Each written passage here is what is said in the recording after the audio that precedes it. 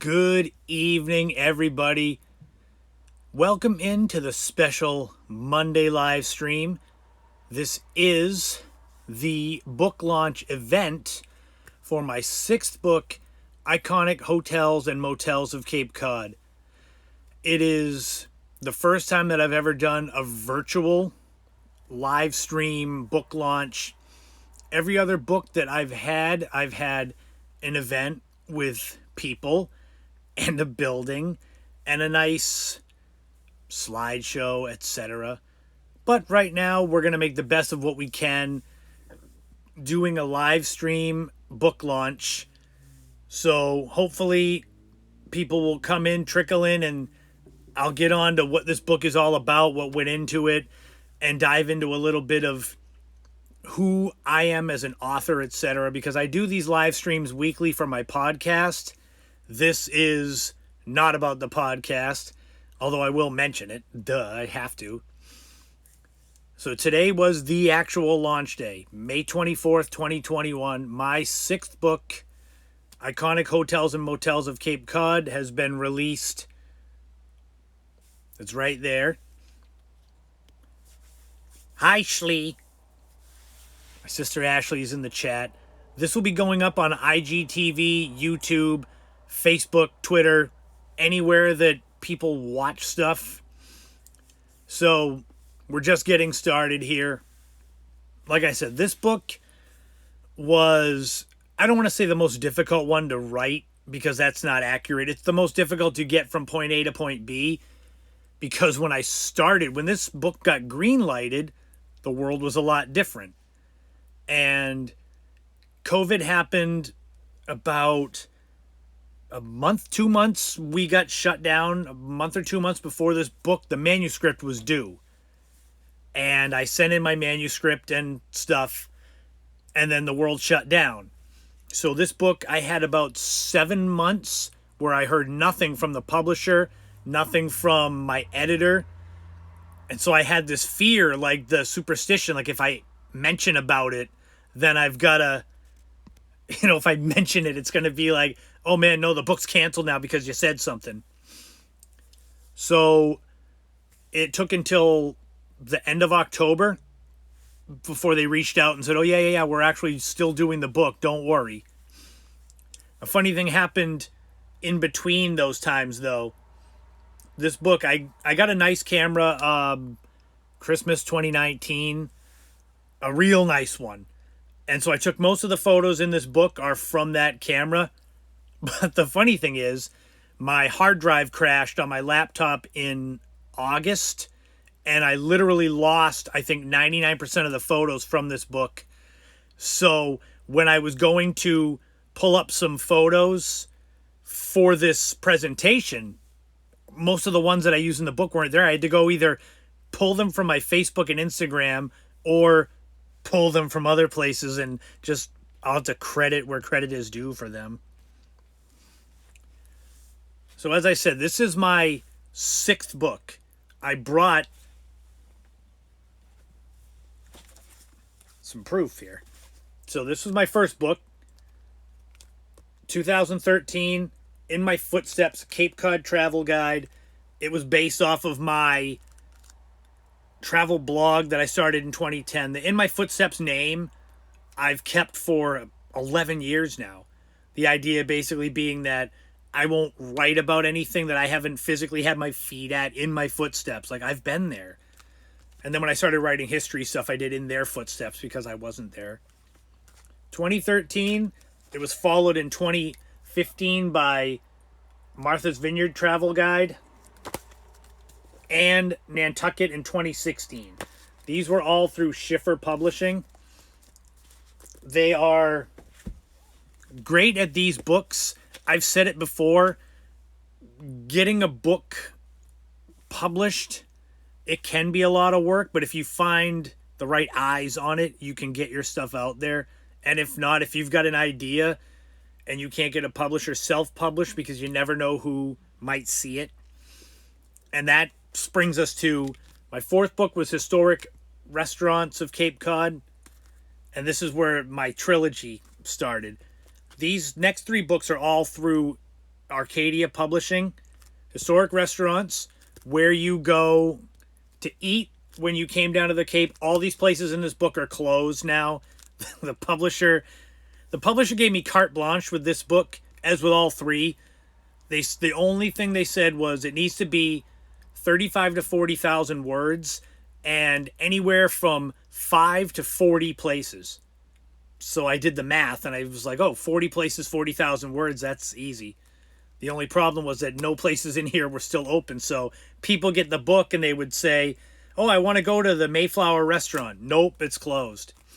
So that was 2017. 2019, Cape Cod Nights. This is where you went to drink and party after you went to eat. The thing with this, the publisher said we need at least a few that are still open. So that's what I did. So you could go through and find like the Improper Bostonian in Dennisport. The neat thing about Cape Cod Nights was that each one had a drink recipe that corresponded with kind of the decade where the nightclub was at its peak. So you could make your drinks. When I did the book launch for this at the Sturgis Library, we actually had drinks from here mixed. I only had one, but that brings us to today. Book 6, Iconic Hotels and Motels of Cape Cod. The caveat with this was the publisher said we need the majority of these to be still open so people can, A, get the book and go stay there, and B, I can actually have it in their gift shops like Chatham Bars Inn, Wequassett, etc.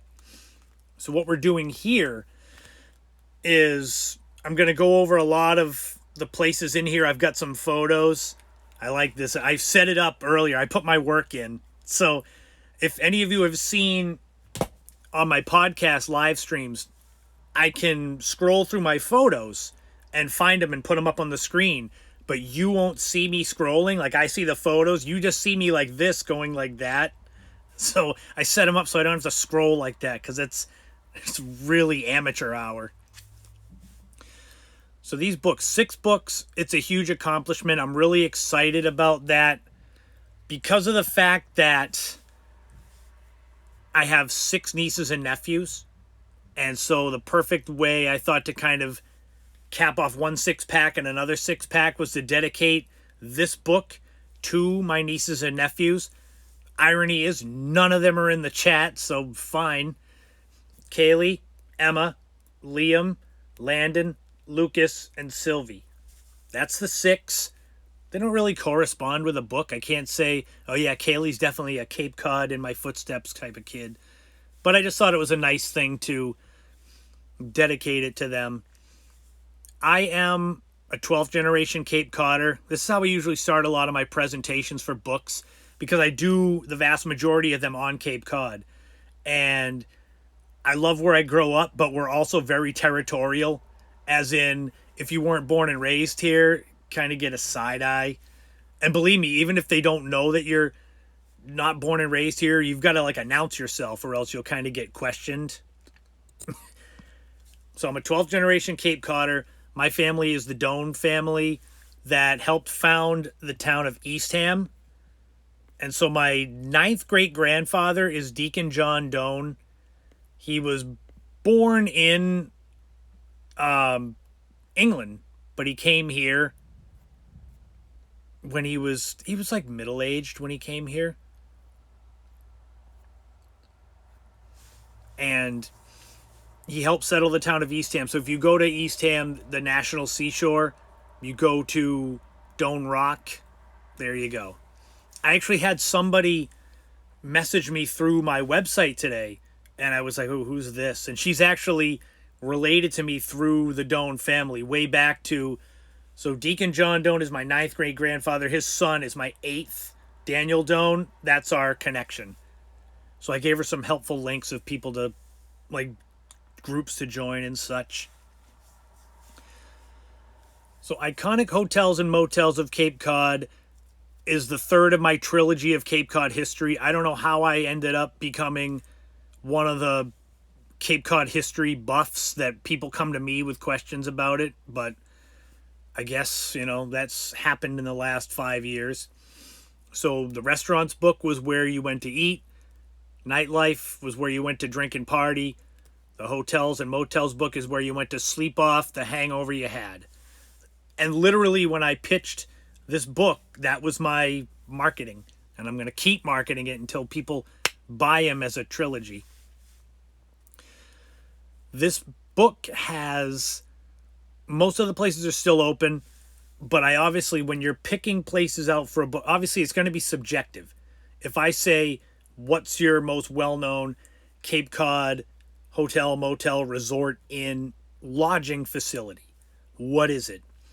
Everyone, well, you might not all have different answers, but you're going to have kind of shuffling, like different answers. I might say the Wequassett Inn in Harwich. It's actually in this little triangle of land where Chatham and Orleans are right next to each other, and there's this little like sandwich piece of Harwich that Dunphy's. That's a good one. But Wequassett is, so it's my personal favorite, and there's several reasons why. This photo, sitting and having a drink at the fire pit with the sunset, looking over its Grand Cove in Harwich, Chatham, Orleans, that area. They're the only 5-star resort on Cape Cod. They opened in 1925. They were way smaller than what they are now, but it's just grown and grown. I've gone there many times, you know, hanging out, have a drink, you sit there. It's this beautiful feel. There's the pool. I've never gone in the pool, but they have highly rated restaurants, 28 Atlantic, the Outer Bar and Grill, which the Outer Bar and Grill is basically where I would be standing in that photo. And there's actually libation. It's kind of like where you drink. It was like if you're looking at the photo, you'd be going that way. It's like just off to the left. And I'm not just saying they're my favorite because when my first book came out, they bought 50 copies, one for each room in the resort. I may have a soft spot for them because of that. They're good people, though. It's an excellent place, highly rated.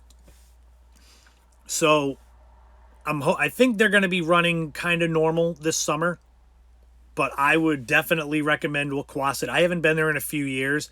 The irony is, I wrote an article about them for CapeCod.com when they got their 5th star. And I went to Wequassett, and they had me meet the GM, the chef, and somebody else that was high up. And we were in this $1,500 a night suite, just sitting on the couches chatting. And they were so happy with the article I wrote, which was just stating the facts, that they gave me this leather binder and a gift certificate for dinner for 2 at Outer Bar and Grill. And that was in 2016, and I haven't used it yet. And I keep, every summer I'll ask them, is it still good? Because I don't want to go by myself and have 2 meals, because that's just not right. So Wequassett, that's a well-known Cape Cod lodging resort icon. But, you know, there may be others. If you're not thinking of Wequassett, maybe you're thinking of Chatham Bars Inn. So Chatham Bars Inn, this is the view from the front steps. Most people, if you're driving by on Shore Road, you see it from the other side. This happened to be a time, I believe I did a book event in the gift shop. My sister Ashley, who's in the chat, she showed up for that one. I got a nice tour around the grounds. Chatham Bars Inn has been open since 1914. There used to be a pier that went all the way out to North Beach, well, North Beach Island now. And interestingly, this Chatham Bars Inn, now it's very well established, over a century, but only 15 years in, the man that created it, Charles Hardy, he actually died accidentally in a hunting accident. Stepping over a barbed wire fence, his foot got caught, and he shot himself. And so when the person that creates the property dies, there was a chance that it could have gone under, but it didn't. And now it's one of the most well-respected resorts on the Cape and an excellent view. So that's one I don't, if you're thinking of that as maybe a spot, top hotels, motels, resorts, maybe you'd think of Ocean Edge in Brewster. So these three, when I started my list of the best in my mind, they went in that order: Wequassett, Chatham Bars Inn, Ocean Edge. Ocean Edge is relatively new, despite being so well known. This is actually their bar that is on the beach. I got a tour of Ocean Edge when I wrote an article about the Nickerson Mansion, which is part of it. And they walked me out there, and I was tempted to get a drink, but I said, it's midday. I probably shouldn't. Ocean Edge as a resort opened in 1981. Before that, it was the La Salette Seminary, like a religious spot. That's what I remember it as. I was a very little kid.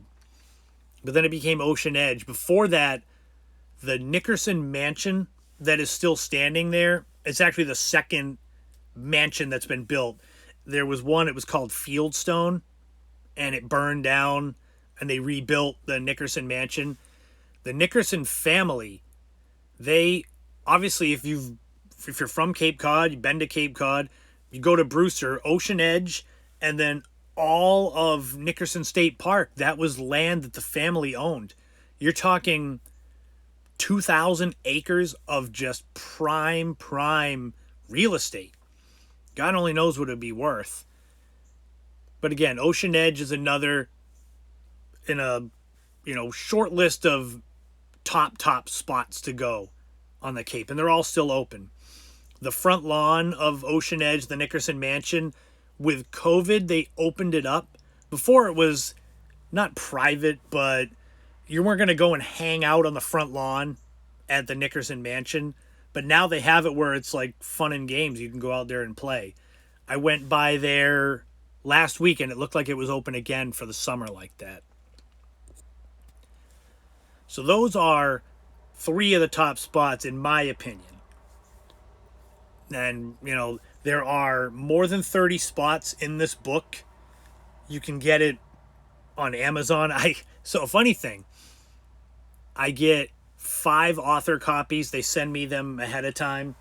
One of them is next to me here, I showed you. But I have 5 people where the books are all earmarked for. My mother already got hers. I have 4 siblings. So I was like, what am I going to do? Not give one to one? So what I had to do was I went through the history press and I ordered a copy of my own book for me. So it's coming at some point. So this copy here is going to be signed and given to one of my siblings. I don't know which one. But I ordered one for myself. So I'm proof. I ordered my own book. That's sad. I'm padding my sales like that. In this book, you start off with the well-known ones. Just like with the nightlife book and the restaurants book. You think of the first ones that pop in your head. Restaurants, you think of Thompson's Clam Bar. You think of Mildred's Chowder House. Nightlife, you think of Mill Hill Club. You think of Compass Lounge. And so you go from there. Like, research takes a long time.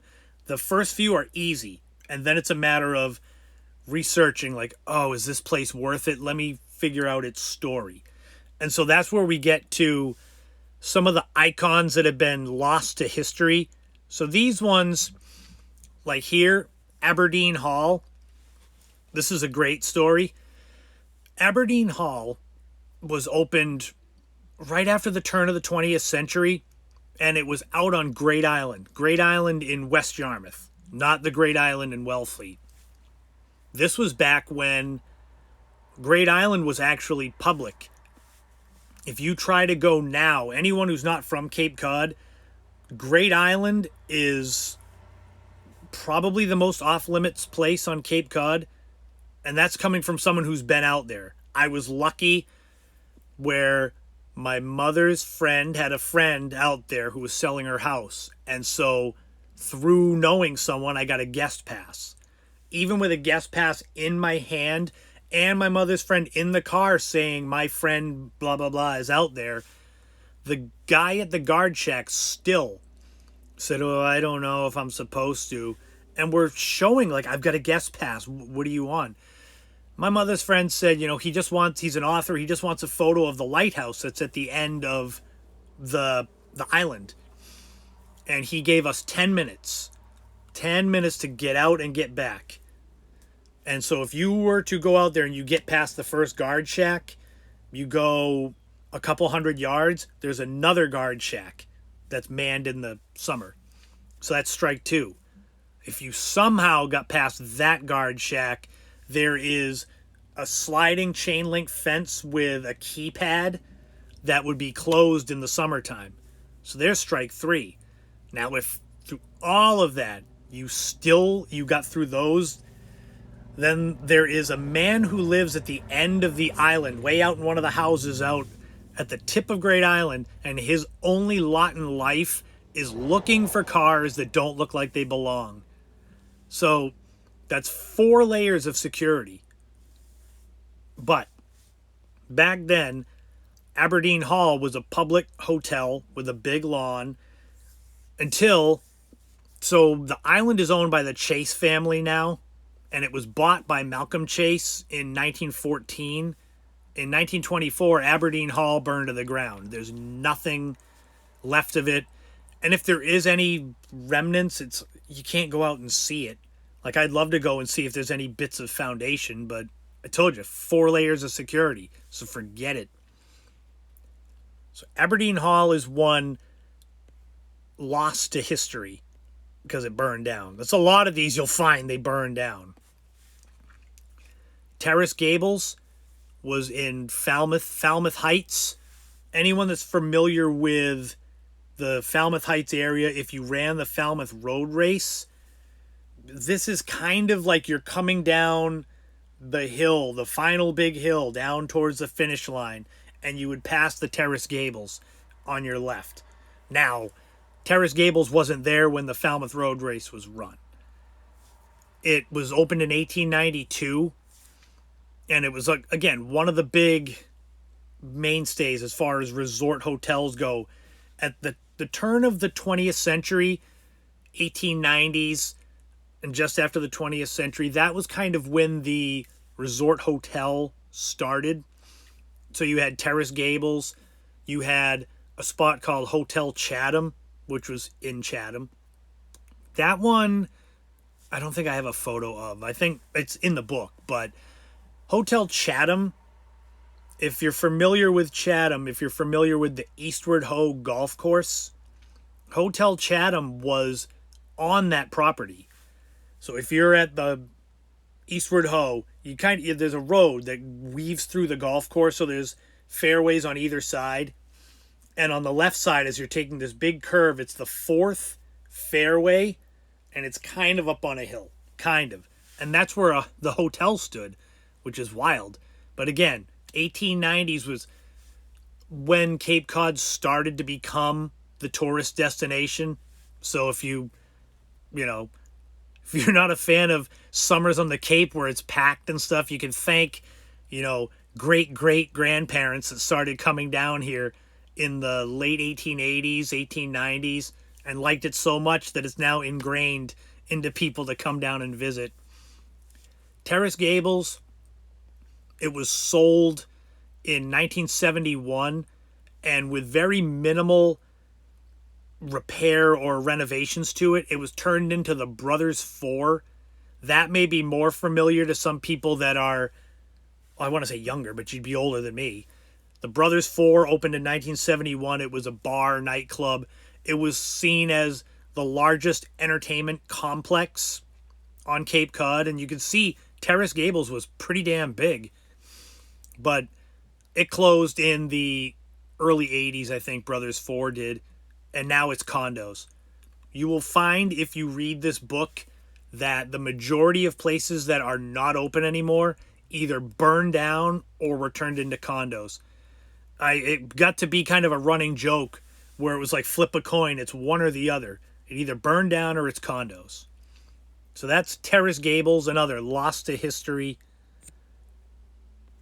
But then you get into this spot here is probably one of my favorite Cape Cod history stories, period. And I love sharing it because I had no idea it ever existed and it's fascinating. This is, or was, the Chequessett Inn in Wellfleet. It was located on Mayo Beach. So if you're at Mayo Beach in Wellfleet, there's the harbor with all the boats. Mayo Beach is kind of in the middle, and it just keeps kind of going out. The road, I believe it turns to Kendrick Avenue. There's a big sweeping curve, and there's condos, Wellfleeter condos. Right as you're making that curve, on your left, this would have been. And it's fascinating. It was created by a man named Captain Lorenzo Dow Baker in I think it was the early 1880s. Pulling that off the top of my head. I should look in the book. The mid 1880s. And basically it was built on a big long pier. So you think about that as far as 1886. See that? Pulled it from the book. But it's just fascinating. Like, cars would drive out onto that. You'd have the train would come. Obviously, the train didn't go out there. But the problem with the Chequessett Inn was its location. So, if you're from Cape Cod, if you're familiar with the Cape Cod Bay and the flats, you've seen in the last few years that when it gets cold in the winter, the harbor or the bay can freeze over and you get the icebergs, and it's neat for photos. But if you've got a pier and a hotel out there, that's not so good. So 1934, there was a particularly hard freeze in the bay. And what happened was the ice chunks, basically when the tide would come in, it would pick up the ice chunks and slam them into the pier until eventually the pier started to collapse. Obviously, it wasn't some kind of disaster where people died, but it was something where it started doing damage and the owners realized this was not going to last. So in 1934, Chequessett Inn was torn down, the pier was removed, but if you go at very low tide, you can still see some of the pylons from the Chequessett Inn. And that's when it hit home for me, because you look at that and you go to Wellfleet, it's not there. It's like, that's just lost to history. But at low tide, suddenly there's the pylons, and it's like, wow, that was real. And so that's a neat one that I love to share the story of because it blew my mind. And there's a lot of photos. If you look up Chequessett Inn, there's a lot of photos of it. This one just happens to be one that I own. So several years ago, I bought a CD-ROM filled with hundreds of old Cape Cod postcards. So that's where you'll see a lot of these old ones are ones that I bought and have. So that's where that comes from. But those are some of the interesting ones that are lost to history where, yeah, you can see the pylons from Chequessett Inn, but otherwise it's not there anymore. There are others in the book that are, I guess, technically still standing. So that's where we get into this sort of, yeah, they're there, but they're not hotels anymore. So what I'm talking about is, for example, Hotel Belmont in Harwich. If you go to Harwich, there's Belmont condos. So, and it doesn't look like this. Hotel Belmont is right on the Dennis Harwich line. It was opened in 1894, so right again in that sweet spot of when the first big resort hotels opened. And again, so this one hits the double-decker where in 1974 there was a fire and it destroyed much of this property. They spent 2 years kind of removing what was damaged and planning to rebuild. And then in 1977, they just threw their hands up and said, we can't. So they tore it all down. And they built condos on the same spot with the same name. So it's one of those where, yeah, it's there. It's the Belmont. But, and if you go, I'm trying to think of the road that it is. It might even be Belmont Avenue. But there's a big fence. It's like a forked road that goes out. And there's a fence in front of you. And it has Belmont in big letters. And I'm not sure if that was there from the hotel or if that was put up with the condos. But that's an interesting one. So the Belmont was there. This one's an interesting one. The Englewood Hotel. So this one, it's there, but it's not there. So this was in West Yarmouth. If you're from Cape Cod, West Yarmouth, Englewood Beach, I always say that was my Nana's beach. She would go there all the time and sit and do her crossword puzzles at Englewood Beach. And I didn't know the meaning behind it until much later on. Hotel Englewood, same thing. So it was built around the turn of the 20th century. It might even have been in 1902. Same thing. Sweet spot. 1890s, first decade of the 20th century. They blew up everywhere. They had cottages associated with it. So Englewood Hotel was basically, if you're in West Yarmouth, there's a road called Broadway that my mother and sister Ashley in the chat, we used to live on it. You go further down Broadway and there's it's condos again. But that used to be Hotel Englewood there. So basically facing it, if we went towards the right, we'd be heading towards the end of Broadway and Berry Avenue, like that intersection. But once again, Hotel Englewood, 1962, there was a fire, burned it to the ground. The only thing that's left of it is a couple of the cottages that were associated with the Hotel Englewood. They're still standing and you can rent them. But they have different names. They're not like formerly known as Hotel Englewood or anything like that. But that's, again, same thing. And with the Hotel Englewood, and I found this a lot too. This ties in. A lot of these hotels that sprung up around the turn of that 20th century, they seem to all have a lot of success until the advent. So automobiles didn't kill these hotels, but it was seemingly the creation of the Mid-Cape Highway that opened in 1954 that made it easier to travel further down Cape Cod. So people might come to the Englewood Hotel and stay for a week, 2 weeks. But with the highway, they wouldn't stay as long. A night, 2 nights. Oh, I'm going to leave Yarmouth and go check out Chatham. And that seems to be a lot of problems occurred in the 50s where some of these, like, business was going down at the Hotel Englewood before the fire. I'm not saying that's the reason why it burned, but places like that, places like the Pines that used to exist in Cotuit, same thing. Late 50s, business going down. So the highway kind of started to siphon off business from a lot of these hotels. So you had to kind of change with the times. That was Hotel Englewood.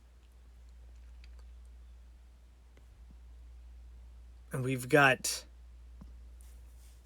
so Hyannis Inn, this building is still standing. It was opened in 1912 by a man named William Cox. And he owned it. It was right at the east end of Main Street, Hyannis. I think it's like a Brazilian wax place now. If you're heading into Hyannis, there's a road that comes from, if you take exit, well, it used to be exit 7, off the highway all the way down Willow Street. You go straight through the lights. The road will come out at the east end of Main Street, and this building is basically right there. Granted, it's 100 years old now. But Bill Cox, he owned it. sold it in the late 20s because he was going to retire. And he retired for like 4 years. And he got lured out of retirement and actually opened a restaurant in West Yarmouth called Bill Cox's Sea Grill. That was located on the way to Bayview Beach in West Yarmouth, right past the hospital. And ironically, he owned Bill Cox's Sea Grill longer than he owned the Hyannis Inn. And he was supposed to have been retired. This guy had 2 huge successful businesses, and the only reason he left his restaurant was because he died. So that was the only reason he wouldn't retire. Hyannis Inn was open until 1968. And then again, so for the I keep saying younger generation, but the next generation, baby boomer generation. Any of you that are watching this, you may remember it by its next name, which was the Velvet Hammer. That was bar, nightclub. They had behind it the backside saloon, and in between was the Red Door. It was 3 different buildings in one. And that was obviously a big time deal. I covered that in my Cape Cod Nights book, where I spoke with Don McCaig about it and the whole history of Leonard Healy and owning the Velvet Hammer. This building is still there. Again, it's not a hotel, but you can kind of see it. So far, so good. So this one, well, this is tough to see. So that building in the dark there, that's formerly the Grey Gables Inn in Bourne. Now, Grey Gables, the name is all over Bourne, and it's mostly associated with President Grover Cleveland, who lived there. Basically, it was his summer White House in his first term. Then, after his presidency, he lived out there a lot. He had actors come out there. Joseph Jefferson, who was a famous actor at the time in the late 1890s, he did Rip Van Winkle.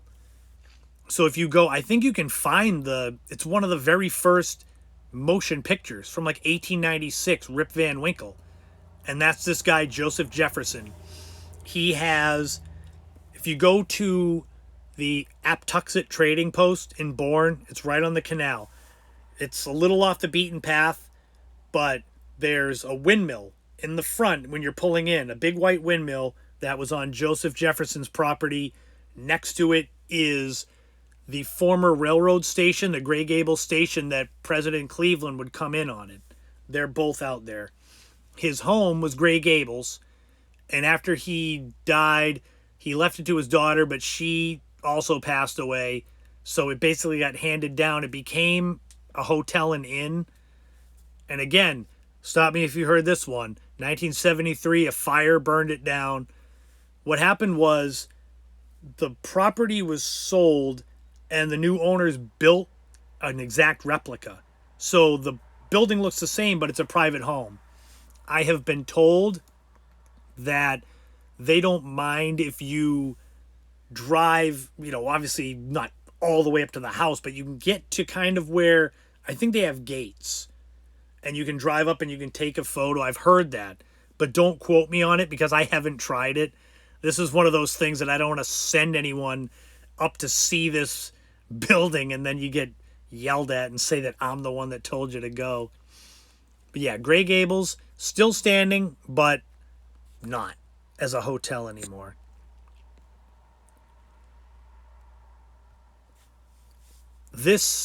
So it doesn't look quite the same. This spot used to house the Cape Codder Hotel. Now, I know what you're thinking. The Cape Codder is in Hyannis. Well, this Cape Codder predates it by quite a lot. The original Cape Codder in Falmouth opened in 1900, and it's now condos. The building, it's similar to how the original hotel looked. So it's interesting how some of these places get turned into condos and they bulldoze everything, but yet they build something that looks the same. It's like, what a waste of money. You could have just renovated the actual hotel. It's now the Cape Codder Club condos. This is about as close as I wanted to get to people's property. But this one, again, standing, but it's not a hotel anymore. Although you could buy a condo there, it's got to be expensive.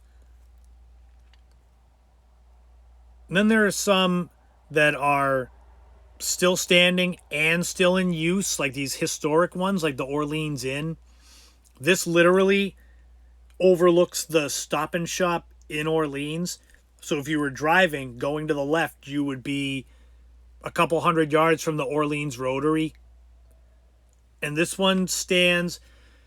When I did an article about the Orleans Inn for CapeCod.com several years ago, I spoke to Ed Moss, who was the owner. I think he's still the owner. But evidently, the Orleans Inn is really haunted. And if any of you were planning on going to stay there and didn't know that, I'm sorry to ruin it.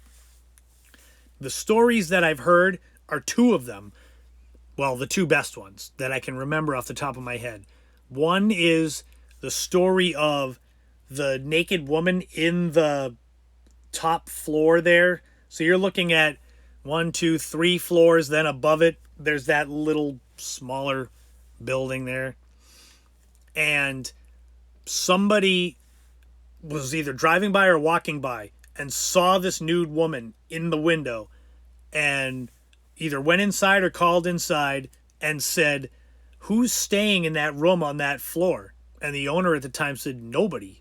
And they said, "Well, there's a naked woman in the window up there right now." And that's a pretty good one. The other one I've heard is the story of a ghost that haunts the... Yeah, that's the one. So my mom's saying the one in the lobby. I've heard... Is her name Hannah? I've heard of this ghost that's supposedly named Hannah that could have been either a prostitute or someone, but I don't know of any stories of someone that was murdered in the lobby of the Orleans Inn. But supposedly people have seen this woman in the lobby or out on the steps. I've heard that one also. So that's one. I've never gone in there at night. I've never gone looking for ghosts. And that Orleans Inn is still wide open. It's been open since 1931. So we're coming up on 100 years. And that's one of those, the Cape has changed around it, but it looks really similar to that now. I think it's green now, but otherwise it looks the same.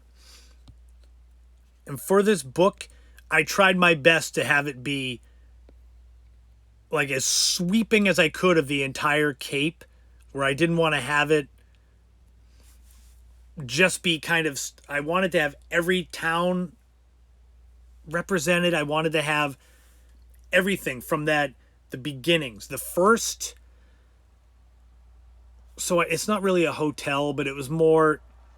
I don't know what you would call it. Before it was a hotel, like a bed and breakfast kind of. But the oldest spot that's in the book is the Santuit House that was in Cotuit. And that was from 1860. That is seen as kind of the original, the OG of Cape Cod lodging, the Santuit House. Good luck finding any photos of it. But, so this one here, the Highland House, that dates back almost as far. And this is an interesting one because the Highland House is in Truro. So if you're standing looking at this building, I took this photo last year. If you're looking at this building, behind it is Highland Lighthouse. Don't go there now because it's being repaired. It looks like it's got a big shower curtain over it. So I've gone twice up there with my camera to get sunset or sunrise photos. And each time I forgot it was being worked on. And it's just like, that's just great. The Highland House is now a museum. But for many years, from 1861, so think about that. It was 1 year after Santuit House, this opened up. 1861 to 1969. It was a hotel. Later, in its later years, it was hotel/restaurant near the very end. But the neat thing about, wow, interesting. So Chatham Bars Inn is actually in the chat. I was just talking about you guys. You were at the top of the broadcast. I'll get back to you. I'll pull that photo back up again. But the Highland House, the interesting thing about the Highland House is that, so James Small, the Small family, they own the property, all that property out there, the where the museum is, the golf course, the lighthouse. And James Small was friends with this author you might have heard of named Henry David Thoreau. I'm being facetious. Thoreau used to go and visit him. This was in like when he did his walks on the Cape. So he visited him a few times in the 1850s, and he would sit with the family at the table and sit with James Small and say, you know, your farmhouse over there, you could probably rent out rooms in that to people. It wouldn't be that hard. And so Henry David Thoreau is the reason why the Highland House exists at all. Now, granted, James Small may have eventually done it anyway, but when you've got Henry David Thoreau saying, hey, make that farmhouse into a hotel, you probably want to do it. But it's a museum, so you can still go and see it. That's another one. Truro it's the smallest town on the Cape, so it's hard to find iconic restaurants, hotels, nightlife. It's hard. So that's why I was glad to get the Highland House in there, because I think with the restaurants book, I looked and there weren't really any. The nightlife book, same thing. And so I at least can make good now because I love Truro. I was just up there yesterday. I went up there and shot a video at a secret grave. I've got that video is up on my Instagram page, Cape Cod's Loneliest Grave, all in 4K. I did it on YouTube too. It's like one of my favorite places to show people because it took me 7 hours to find it. So now it's like I can't wait to show people that. So Chatham Bars Inn is in the house. So that was the photo that I had on the steps looking out. I was going to pull up more. So the irony is, on the front cover of the book, let me pull that down. The front cover of the book, there's 2 pictures of Chatham Bars Inn. And it's one of those things that I didn't tell them to do that, but the publisher was kind of like, well, we like these. That was from actually a private tour I got when I did an event, book signing there. So that's a lot about the book itself. It was a labor of love. These books, they're not easy. It's hundreds of hours of research. It's trial and error, finding places that you think might fit in the book, restaurant, nightlife, hotels.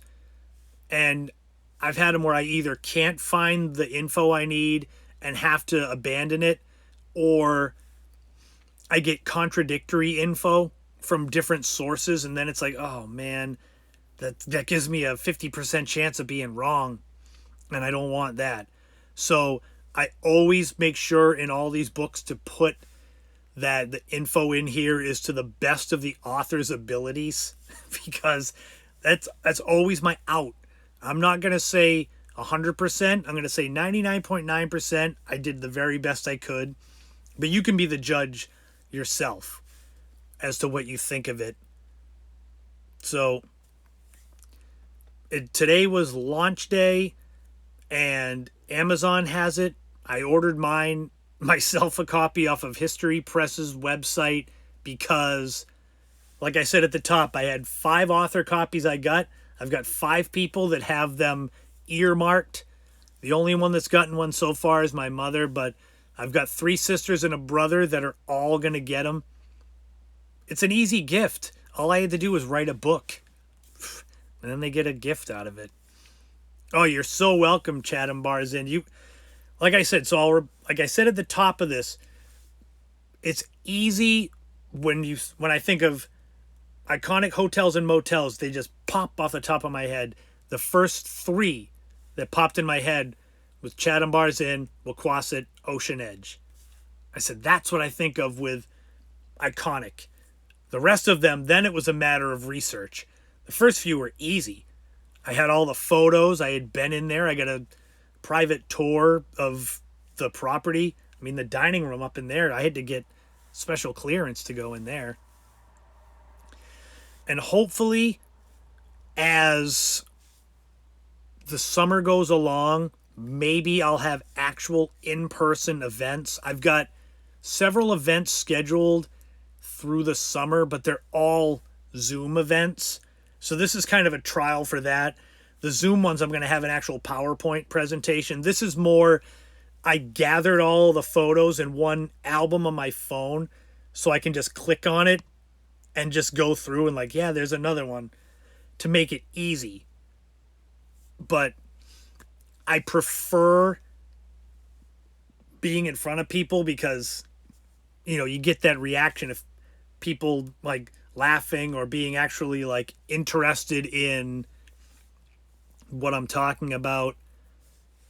So hopefully as the summer goes on, maybe I'll have actual events with people there.